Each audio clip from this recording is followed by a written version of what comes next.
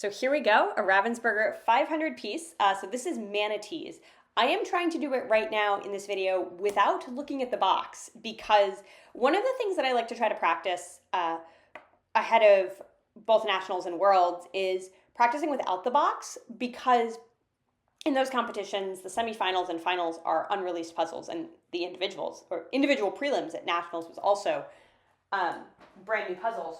And so you don't have the same sense of like, oh, I kind of know where these pieces go. I've done this puzzle before. I've done a really similar puzzle before. And so practicing without the box forces me to get much better at just looking at the puzzle itself. So that is what I am trying to do here. My strategy right now is to try to finish that top bit with the sky. So one of the challenges with this puzzle is it's really busy on the sides because you have mangrove trees with lots of roots. And so I am trying to do whatever I can see from color chunking. So that's that top bit of sky, and you're seeing a little bit of this yellowish purple in the middle that will also connect into the sky shortly.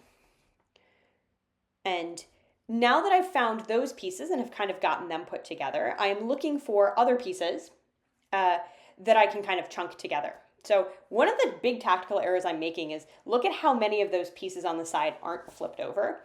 I'm keeping a lot of them just in a pile. Partially, I'm working with a pretty small space here, smaller than I would generally be working with for competition. But I should have flipped more of those pieces so that I could see much better what I was working with. I had done this puzzle quite a few times before this video, and so I did know generally, what's left in that section is mostly mangrove pieces. So now we're getting to the point where I have done most of the stuff that I think I can color chunk is actually done. And you can see that I'm trying to move into spots that are kind of colored separately, but are much harder to actually see. So this sort of darker blue, trying to figure out where that goes in is much tougher.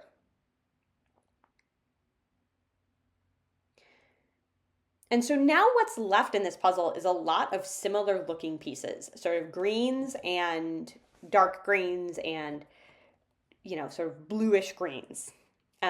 And so this would be a good time to consider starting to shape sort as I go. So shape sorting as I go is I basically try a piece.